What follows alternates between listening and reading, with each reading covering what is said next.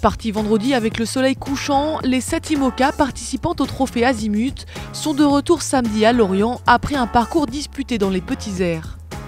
À ce petit jeu-là, c'est massif avec François Gabard et Michel Desjoyaux qui s'en sort le mieux sur les 80 000 du parcours.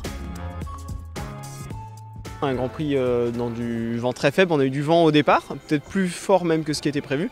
Et dès la tombée de la nuit, pouf, plus rien du tout. Et on a passé la nuit entière et puis même la matinée, voire une grosse partie de la journée, à essayer de se faufiler avec très peu de vent.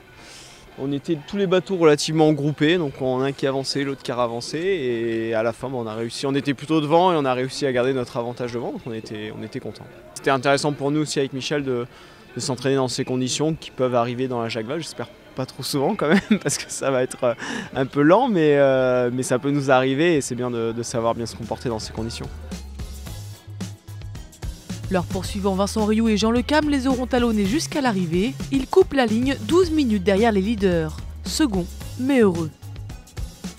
Voilà, on aurait préféré être premier, on est deuxième, on est ravis de l'être. Surtout qu'à un moment on était dernier, c'est des régates où ça distribue beaucoup en termes de place. Et on est surtout content de notre fonctionnement, la manière dont ça a marché, l'énergie qu'on y a mis, tout ça. Du collectif, on vient aussi pour tester tout ça avant la Transat Jacques Vabre et je crois qu'on était vraiment contents de notre travail à nous deux, Jean et moi, sur PRB pendant cette nuit. Ils sont arrivés dans un mouchoir de poche, 4 minutes après le bateau orange. Bernard Stam et Philippe Legros sur Cheminée Poujoula complètent le podium. Derrière eux, Maître Coq, Marée et Safran. Bureau Vallée a quant à lui abandonné dans la nuit, la faute à un problème technique. Cette 3e édition du trophée Azimut a permis au nouveau binôme de s'accorder encore mieux, eux qui partiront ensemble sur la Transat Jacques Vabre.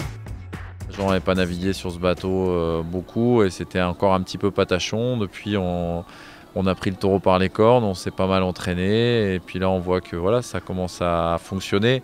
C'est pas encore tout à fait aussi bien huilé que le duo Gabard Desjoyaux, mais on désespère pas que d'ici un mois on soit vraiment au point.